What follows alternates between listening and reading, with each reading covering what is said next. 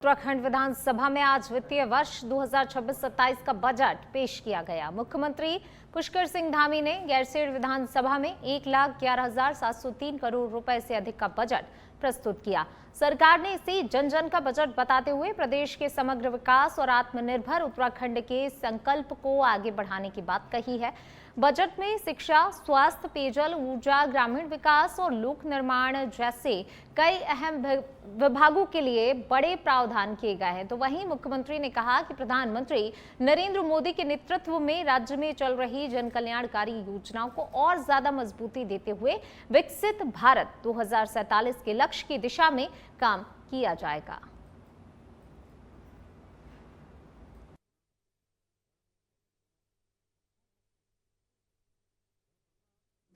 युवा शक्ति, कर्मठ अन्नदाता एवं उद्यमों की सक्रिय सहभागिता से विकास, सुशासन और जनकल्याण के मानक स्थापित किए। जेल गए अथवा राज्य आंदोलन के दौरान घायल हुए आंदोलनकारियों की पेंशन प्रतिमाह रुपये 6,000 से बढ़ाकर 7,000 तथा जेल या घायल श्रेणी से भिन्न अन्य राज्य आंदोलनकारियों की पेंशन प्रतिमाह 4,500 से बढ़ाकर 5,500 किया जा चुका है। अध्यक्ष जी, हमारे कार्यकाल में अनेक ऐसी उपलब्धियां हैं जो प्रदेश के इतिहास में पहली बार दर्ज हुई हैं। मैं सम्मानित सदन के समक्ष कुछ उपलब्धियों को प्रस्तुत कर रहा हूं। प्रदेश की जनता से किए गए वायदों को पूर्ण करते हुए 27 जनवरी 2025 को पहली बार समान नागरिक संहिता यूसीसी को लागू किया गया। पहली बार सख्त नकल विरोधी कानून लागू करने वाला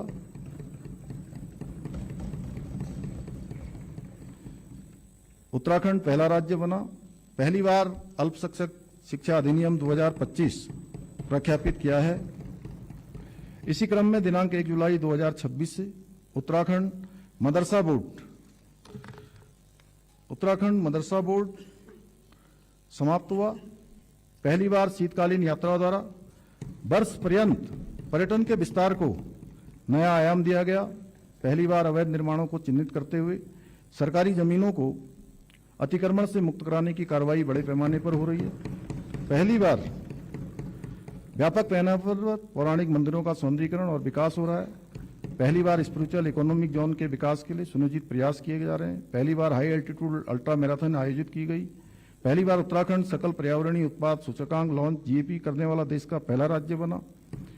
पहली बार नीति आयोग द्वारा जारी सतत विकास लक्ष्य इंडेक्स में सर्वाधिक अंक प्राप्त करने वाला उत्तराखंड ने देश में शीर्ष स्थान हासिल किया। प्राथमिक 23 डीरेगुलेशन क्षेत्रों के क्रियान्वयन में राज्य ने 5वीं रैंक प्राप्त की, जिससे उत्तराखंड बेस्ट परफॉर्मिंग स्टेट में उभरकर सामने आया। Logistic ease of across different state leaders 2024 में राज्य को टॉप अचीवर श्रेणी में मान्यता मिली, जो प्रदेश में लॉजिस्टिक नेटवर्क एवं कनेक्टिविटी को सुदृढ़ करने के लिए लागू सुधारों को सकारात्मक परिणाम है। नीति आयोग के एक्सपोर्ट प्रिपेरेडनेस इंडेक्स ईपीआई 2024 में छोटे राज्यों की श्रेणी में उत्तराखंड प्रथम रैंक पर रहा, जो निर्यात संवर्धन प्रयासों की सफलता तथा वैश्विक प्रतिस्पर्धा में वृद्धि को दर्शाता है। उत्तराखंड नागरिक उड्डयन विकास प्राधिकरण यूकाडा को मिनिस्ट्री ऑफ सिविल एविएशन द्वारा एविएशन इकोसिस्टम को प्रोत्साहित करने हेतु सर्वश्रेष्ठ राज्य का पुरस्कार प्रदान किया गया। बेस्ट विज्ञान और नवाचार केंद्र तथा ऑडिटोरियम और संस्कृति केंद्र की स्थापना सुदृढ़ीकरण में लगभग सैचुरेशन की स्थिति को प्राप्त कर लिया गया है। आदरणीय प्रधानमंत्री श्री नरेंद्र मोदी जी के मार्गदर्शन में इस दशक को उत्तराखंड का दशक बनाने के लिए हमारी सरकार द्वारा अनेक संकल्प पूरे किए जा चुके हैं। हम संकल्प से सिद्धि की ओर निरंतर अग्रसर हैं। उत्तराखंड को एक समृद्ध एवं सुरक्षित राज्य के रूप में स्थापित करना हमारा विकल्प वही संकल्प है। अध्यक्ष जी, हम इस संकल्प के जनादेश। चलिए बढ़ते आगे। उत्तराखंड के विधानसभा भवन में बजट सत्र की शुरुआत हुई। इस दौरान मुख्यमंत्री पुष्कर सिंह धामी ने वित्तीय वर्ष 2026-27 के लिए करीब 1,11,000 करोड़ रुपए से अधिक का बजट पेश किया। बताया जा रहा है कि ये बजट पिछले वर्ष की तुलना में लगभग 10 से 11% ज्यादा है। सरकार ने इस बजट में गरीब, युवा, किसान और महिलाओं को केंद्र में रखते हुए कई महत्वपूर्ण योजनाओं का ऐलान किया है। इसके साथ ही पर्यटन को बढ़ावा देने, ग्रीन एनर्जी प्रोजेक्ट को आगे बढ़ाने और खेती किसानी को मजबूत करने पर जोर दिया गया है। इसके अलावा रोजगार सृजन, ग्रामीण आजीविका मिशन को मजबूत करने और पहाड़ी क्षेत्रों से पलायन रोकने के लिए भी कई प्रावधान किए गए हैं। हालांकि विपक्ष ने बजट को लेकर सरकार पर सवाल भी उठाए।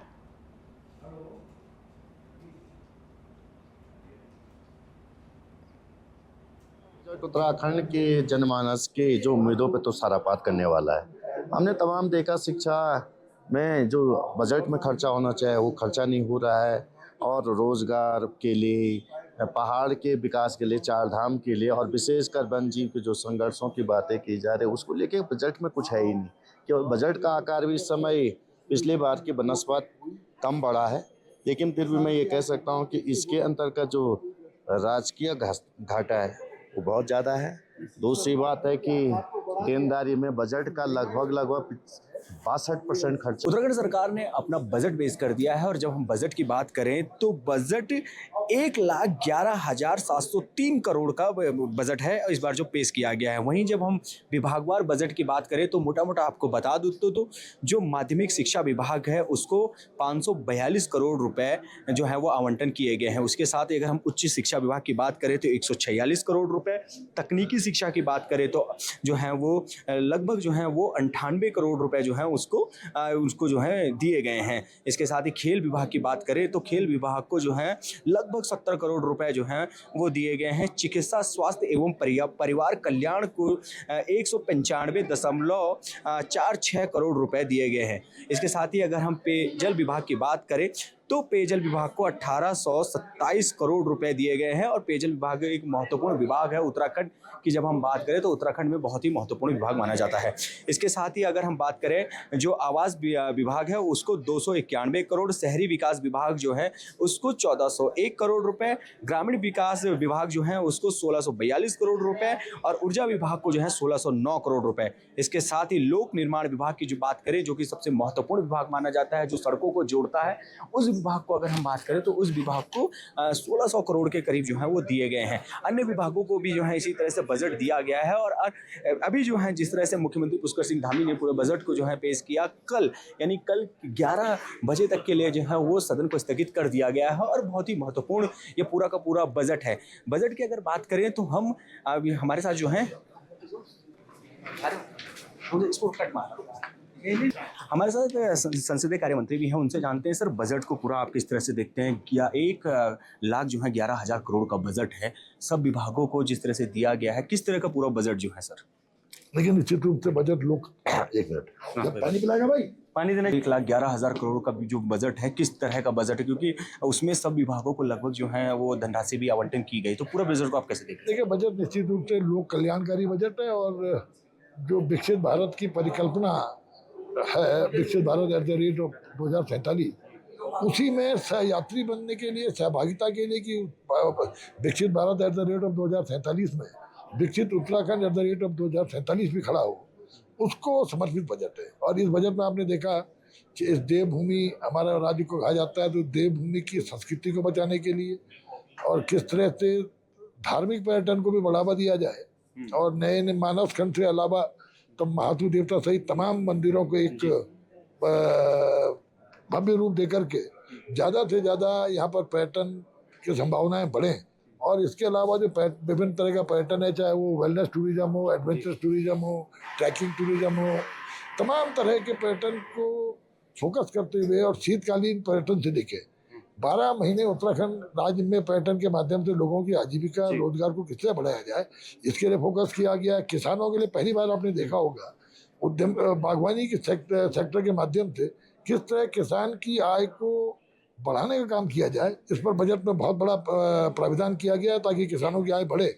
नौजवानों को उद्यमी के रूप में स्थापित करने के लिए कि हमारा नौजवान इंटरप्रेन्योर के रूप में स्थापित हो, हमारी महिलाएं भी उद्यमी के रूप में आकर के सशक्त हो, इस पर जिस तरह से फोकस किया गया, तो इससे निश्चित रूप से हमारा नौजवान बजाय जॉब सीकर के जॉब गिवर बनने का जो इसमें एक संकल्प है कि नौजवानों को मजबूती का, और इसके अलावा अंतिम व्यक्ति पे खड़े व्यक्ति जी। अंत्योदय की भावना के साथ जो उस पर समाज कल्याण के सबसे छोटे तबके को किस तरह आगे उठाया जाए, चाहे वो अनुसूचित जाति का हो, अनुसूचित जनजाति का हो, उनको फोकस करते हुए इस बजट में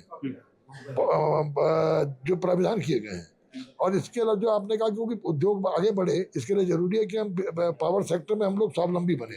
तो पावर ट्रांसमिशन और पावर जनरेशन पर जिस तरह फोकस किया गया, तो कुल मिलाकर के ये राज्य के सर्वांगीण विकास के लिए और उन अपेक्षाओं के लिए जिन अवधारणाओं से राज्य का निर्माण हुआ, उसको पूरा करने के संकल्प वाला ये बजट है। एक सवाल सिर खड़ा होता है कि बजट तो पेश हो जाता है, 1,00,000 करोड़ रुपए का जो बजट है वो पेश हुआ है 11,000 करोड़, पर ऐसा क्या है हमारे पास, हम किस तरह से जो है लाएंगे, क्या कुछ रहेगा अगर देखा जाए? देखिए, एक तो आप देखिए, ये बजट सरप्लस बजट है और कोई घाटे का इसमें प्रावधान नहीं किया गया।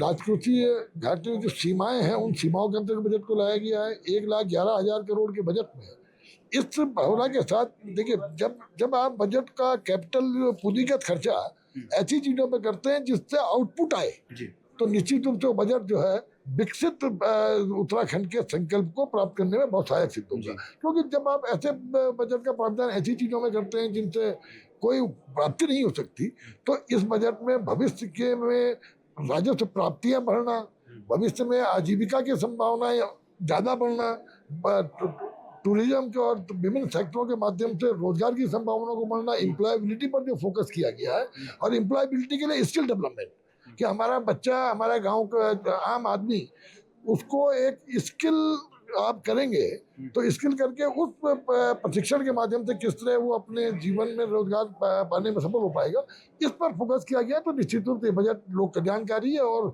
भविष्य में राज्य को विकसित करने की दृष्टि से बनाया हुआ बजट है। बिल्कुल, जिस तरह संसदीय कार्य मंत्री जो है उन्होंने बताया कि जो ये जनता का बजट है, लोक कल्याणकारी बजट है, और इतना जरूर है कि 1,11,000 करोड़ का बजट पेश कर दिया गया है और अलग अलग विभागों को जो है वो संभावित बजट जो है वो आवंटन कर भी दिया गया है। मेरे सहयोगी राजेश पुरी के साथ योगेश सेमवाल, सच बेधड़क, गैरसैंण। उत्तराखंड की ग्रीष्मकालीन राजधानी गैरसैंण के भराड़ीसैंण विधानसभा भवन में बजट सत्र की शुरुआत हुई। सत्र का आगाज राज्यपाल लेफ्टिनेंट जनरल गुरमीत सिंह के अभिभाषण के साथ हुआ। अपने संबोधन में राज्यपाल ने प्रदेश के विकास, सरकार की उपलब्धियों और भविष्य की योजनाओं का जिक्र किया। हालांकि इस दौरान विपक्षी विधायकों की ओर से नारेबाजी भी देखने को मिली, लेकिन राज्यपाल ने अपना अभिभाषण जारी रखा।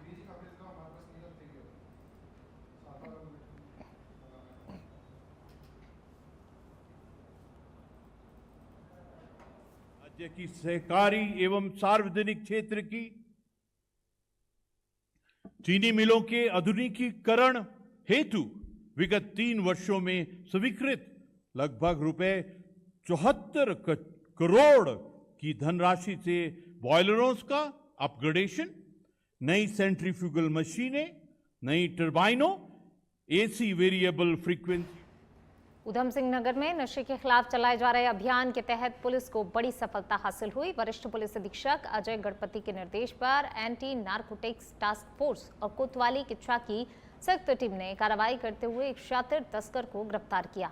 8 मार्च 2026 की रात डीडी चौक किच्चा के पास संदिग्ध वाहन चेकिंग के दौरान हुंडई एक्स्ट्रा कार से 25 डिब्बों में कुल 6,000 ट्रामाडोल कैप्सूल बरामद हुए। आरोपी के खिलाफ एनडीपीएस एक्ट की धारा में मुकदमा दर्ज किया गया। पूछताछ में उसने बताया ये नशीली दवा उसके बड़े भाई रईस अहमद द्वारा बरेली से लाई गई थी। पुलिस मामले की आगे की जांच और कार्रवाई कर रही है।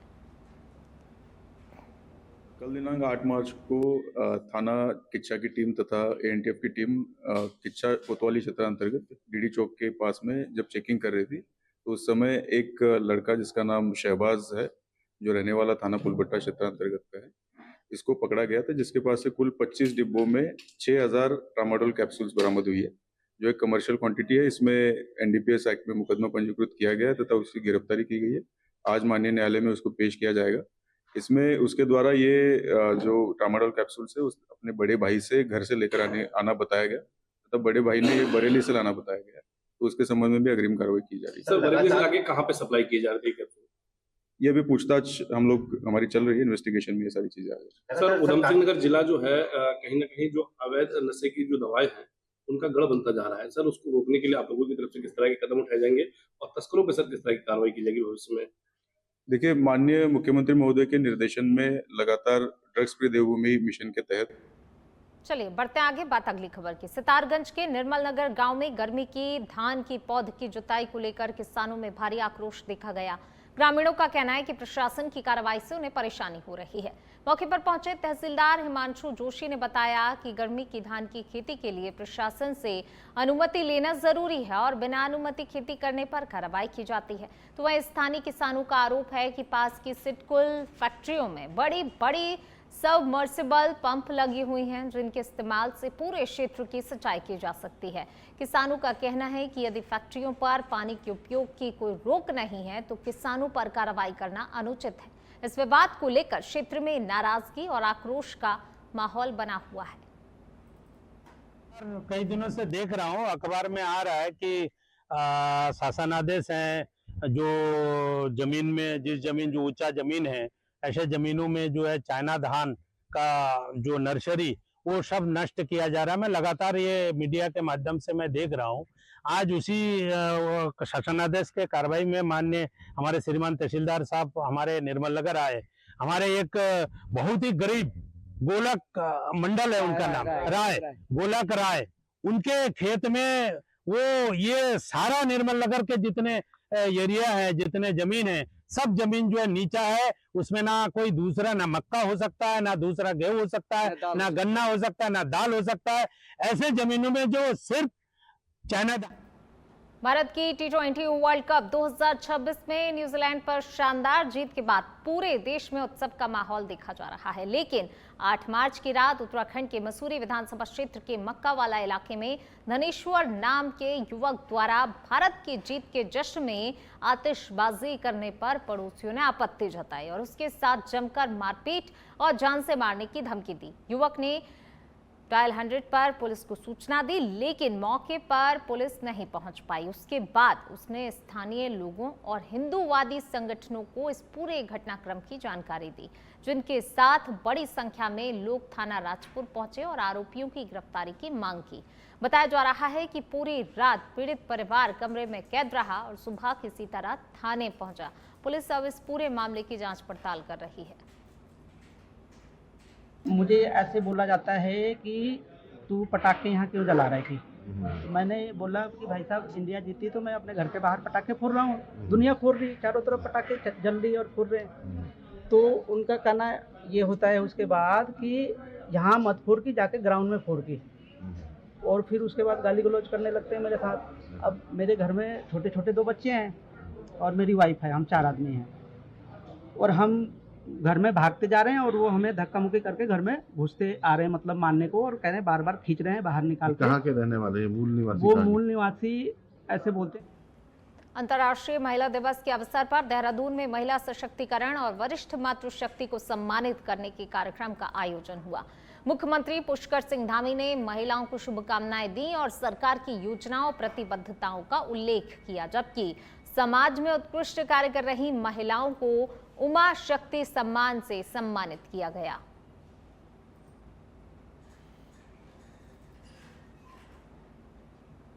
अल्मोड़ा से खबर है। अल्मोड़ा में जिला पंचायत सभागार में आयोजित जिला पंचायत की बैठक में जनपद के विकास कार्यों, विभिन्न योजनाओं की प्रगति और आगामी वित्त वर्ष के बजट को लेकर विस्तृत चर्चा की गई। बैठक की अध्यक्षता जिला पंचायत अध्यक्ष हेमा गैड़ा ने की। इस दौरान सदस्यों ने अपने अपने क्षेत्रों से जुड़ी हुई समस्याएं और विकास कार्यों के प्रस्ताव रखे, जिन पर चर्चा करते हुए संबंधित विभागों के अधिकारियों को आवश्यक दिशा निर्देश दिए गए और योजनाओं को समयबद्ध तरीके से पूरा करने पर जोर दिया गया। वहीं बैठक में वित्त वर्ष 2026-27 के लिए लगभग 74 करोड़ रुपए का बजट पारित किया गया। इसके साथ ही जिला पंचायत की आय बढ़ाने के लिए परिसंपत्तियों को सुदृढ़ करने का भी प्रस्ताव पारित किया गया, जिसके तहत जिला पंचायत की संपत्तियों की सुरक्षा के लिए उनकी तारबाड़ कराने और आय बढ़ाने के उद्देश्य से कुछ परिसंपत्तियों को लीज पर देने की सहमति भी बनी।